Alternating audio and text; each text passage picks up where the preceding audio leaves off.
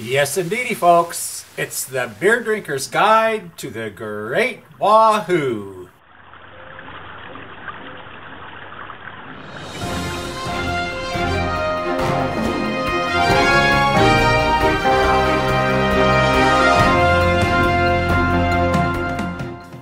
Once again, folks, we're coming up on a very big day.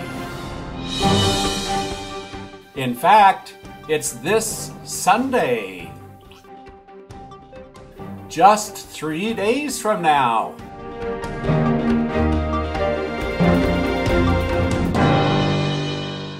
Yes, folks, this Sunday, December 21st, at 5 o'clock in the morning, right here in Mountain Standard Time. And that would be exactly 5 o'clock Mountain Standard Time, not 5:01 and not 4:59. At 5 in the morning on Sunday, we have winter solstice. Yes, indeed, the shortest day of the year. You won't be able to notice the difference for many days. It changes real slowly at first. But as of 5 in the morning on Sunday the 21st, the light will be returning. It is not surprising that in the Jewish tradition, the 21st is also the beginning of the days of the celebration of Hanukkah, the celebration of the lights.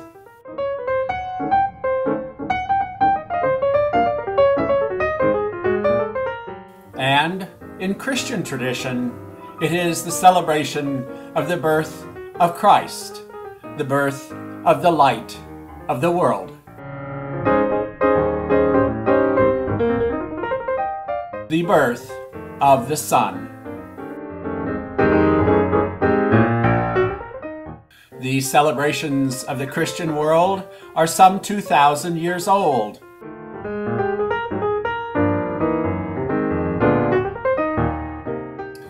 The celebrations of the Jewish traditions are some 3,000 to 4,000 years old. But the celebration of the returning of the sun goes back tens of thousands of years. By the time the Egyptians were building a great empire, the return of the sun, just like the growth and the cycle of life, had been understood and relied upon for millennia.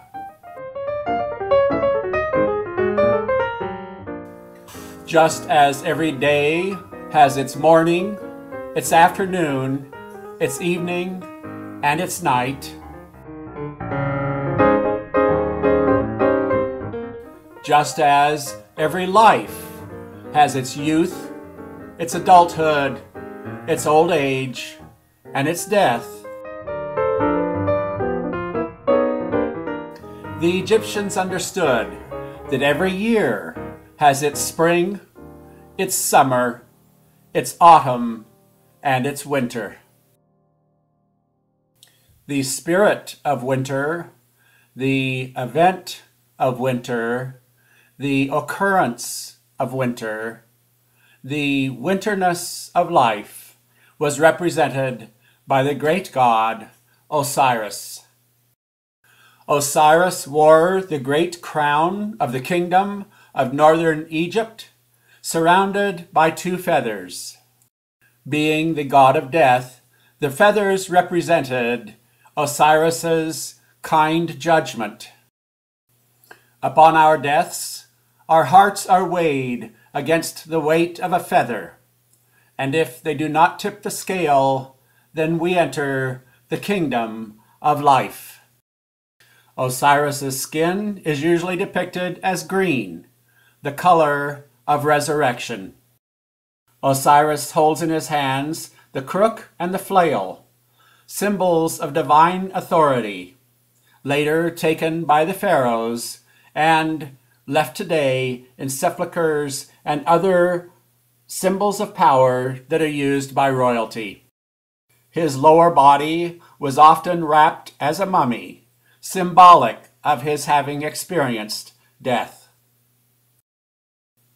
Osiris is one of the oldest gods that we have found in antiquity. References to him have been found on the Palermo stone from 2,500 years BCE, 4,500 years ago. Unlike our current understanding of death, which is rather an on and off switch, the Egyptians understood death to be a part of the cycle of life.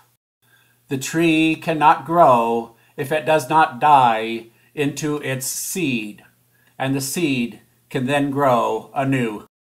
The grain dies that we may eat and live. It is the dying that makes life possible as much as the birth.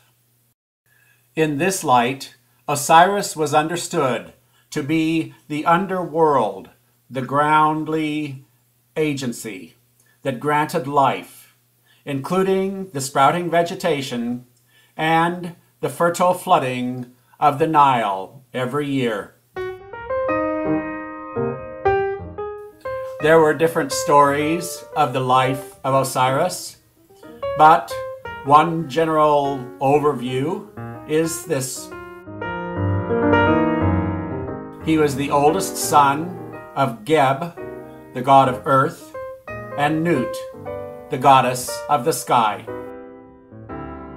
He was the brother and future husband of Isis, the goddess of summer and ripening and gathering the sun into the crops and into life.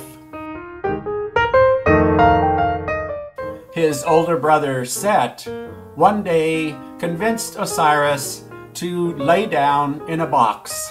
Set then sealed the box shut with lead and threw it in the Nile River. This box became the prototype of the sarcophagi in which anyone who could afford to was buried in the Egyptian tradition. Osiris's wife missed her husband and went looking for him. She finally found the box. It was buried in a tree trunk. The tree trunk was holding up a palace in Byblos on the Phoenician coast. Byblos is still a town in Lebanon. And the Lebanese might just throw me in that box if they hear how I'm pronouncing the name of their town. I'm doing my best here. When Isis found her beloved husband in this box, she cast a spell that her father had taught her. This spell brought Osiris back to life, and Osiris and Isis did exactly what men and women do when they've been missing one another for a while. They got it on. The result of this copulation was the god Horus, the god of the morning, the god of maleness, the god of the rising sun, the god of life anew. Isis's spell was a temporary one, and Osiris soon died again. Isis buried him in the desert and went about raising Horus. While Isis was raising Horus, Set went out in the desert and stumbled upon his brother's body. Set was enraged, and he cut his brother's body into 14 pieces, which he scattered across the land. When Isis realized what he had done, she set about gathering up all of the pieces, all 14, although some stories hold it to be 26 pieces. Isis found all of the pieces of Osiris except his phallus, which had been eaten by a fish. Throughout Egyptian history, that fish was taboo for eating. Isis took the 13 pieces of Osiris that she could find and she bound them together so that she could give him a proper burial. All the gods were so impressed with Isis's devotion to her husband that they resurrected Osiris as god of the underworld.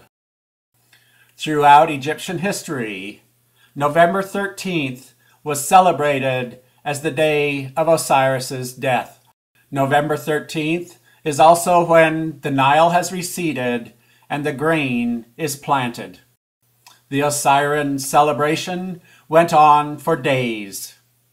There were many rituals of mixing earth and water, Isis and Osiris. Small images of the parts of Osiris were scattered around the city for Isis to find. There were many passion plays throughout the land where professional actors acted out the life and the death and the resurrection of Osiris. Just like passion plays today, these powerful productions instructed the faithful and brought new members into the worship. The celebrations lasted for 5 days. It was understood that Osiris was the grain. He was the wheat. He was the flour with which we sustain ourselves. Every drop of liquid we drink, be it wine or beer or water or juice, is the blood of Osiris. Every scrap of food we eat, be it bread or meat or vegetable or fruit, is the body of Osiris. All food is blessed. All liquids are blessed. Everything that sustains our life is blessed and is the very body and being of Osiris. The people of Egypt understood this, and after the 5 days of celebrating the death of Osiris, when they were eating their bread cakes, while they understood that all food and liquid is the body and the blood of Osiris, during this celebration of the death of Osiris and the beginning of the eternal cycle of life and resurrection, the celebrants understood that by eating their bread cakes, they were eating the Eucharist, by which the celebrants were transformed into replicas of the god. Osiris and his many incarnations in the Hellenistic world remained a very popular god into the current era. On February 27th, 380, the Emperor Theodosius declared Nicene Christianity as the only religion of the land. It wasn't long before pagans were being murdered and their temples were being stolen from. And within 20 years, Western civilization entered what we know as the Dark Ages. During the 380 years from the time of Christ until the time of Theodosius, there were many Christians in the Egyptian Empire.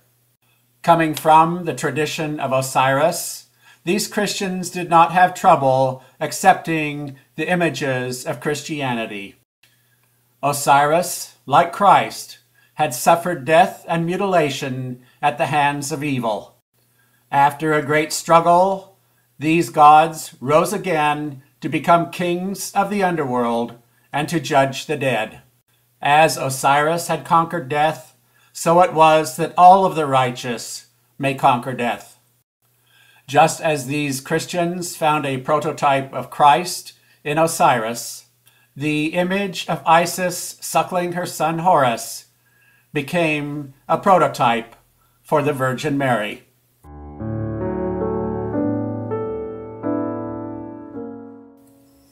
So we find ourselves once again at the shortest day of the year, the longest darkness.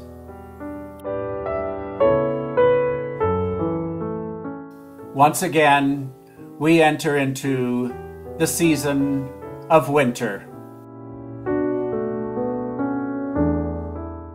The season when the water is replenished. The season when life returns to the earth. The season when earth is replenished and life once again has what it needs to grow.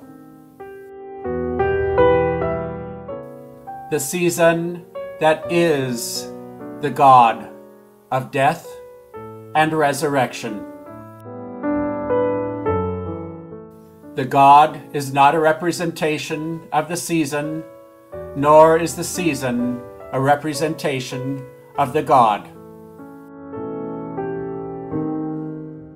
This season, this passage, this being of the cycle of life that we call winter,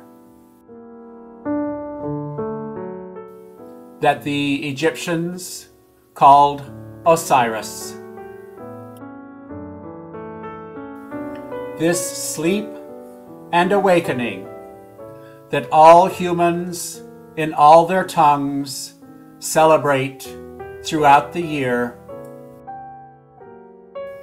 that all life, be it human or animal or mineral or vegetable, celebrates in the great Wahoo.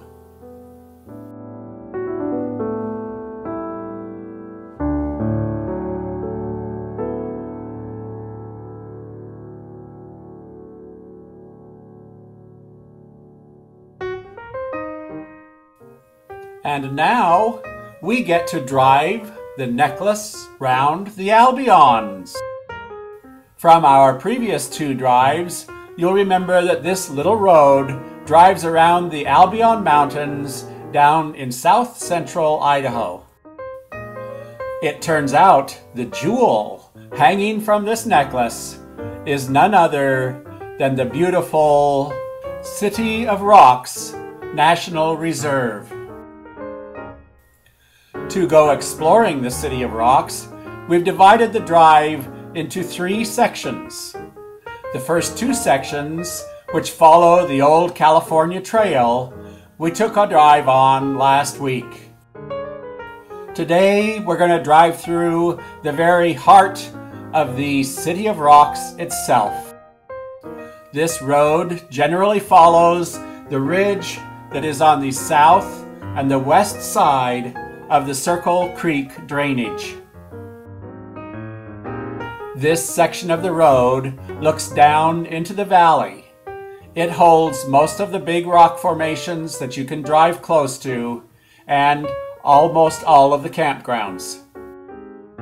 When we first start to drive up this little road, we see what this area is famous for: people climbing mountains. Here you can see one down in the lower right-hand corner, one a little bit higher than that off to the left, and one further up the crack that the person on the left is scaling.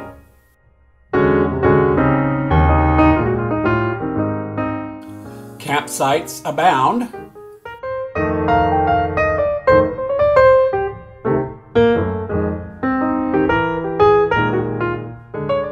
It was a cool, overcast, lovely day, just right for shorts. Would have been great for climbing if you're the sort of person who likes hanging on rocks.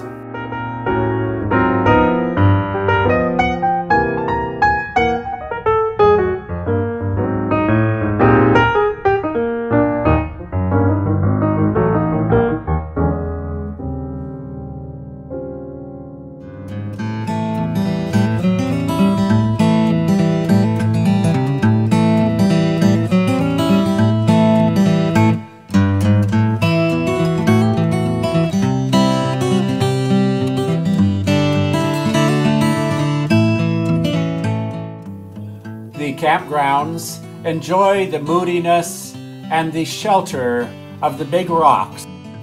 The same features that made this area a favorite on those people who were taking their wagons across the California Trail.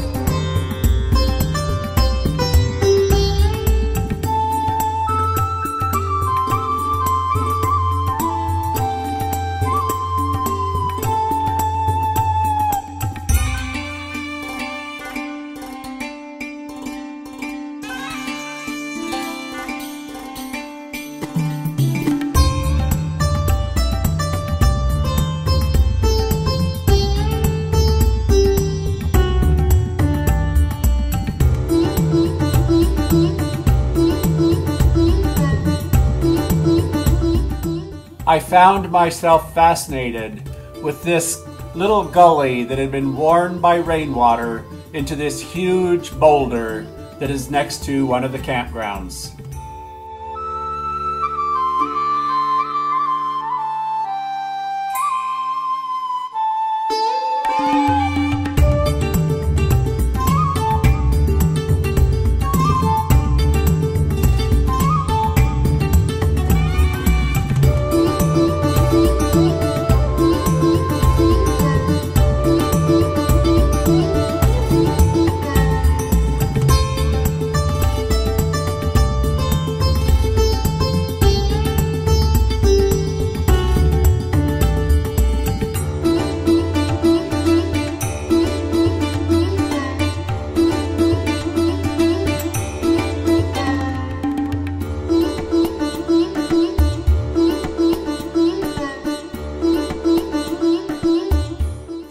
City of Rocks is a very popular spot, and the campgrounds are well marked, including big pink notices of when the campgrounds are reserved and by whom.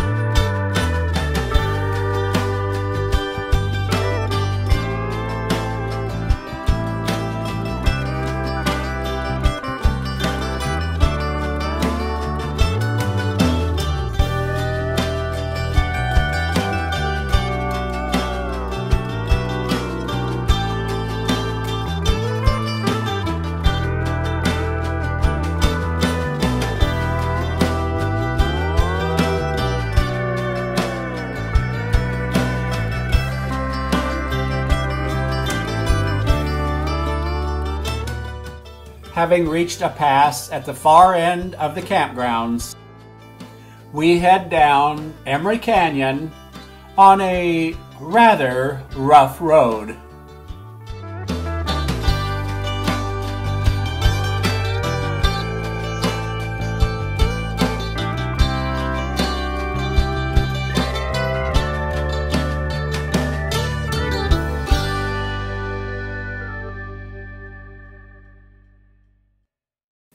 A freshman had just gotten back for his first college break. He brought with him a huge load of laundry, which his mom sent him downstairs to take care of. It wasn't long before he yelled up the stairs, "Mom, what temperature should I use?" His mother yelled back, "Well, it depends, honey. What does it say on your shirt?" After a brief pause, she heard him yell back, "University of Idaho."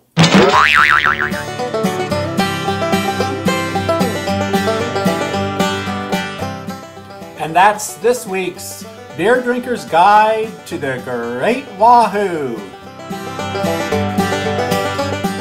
Thanks for joining me. Hope to see you next week. And in the meantime, keep celebrating the Great Wahoo.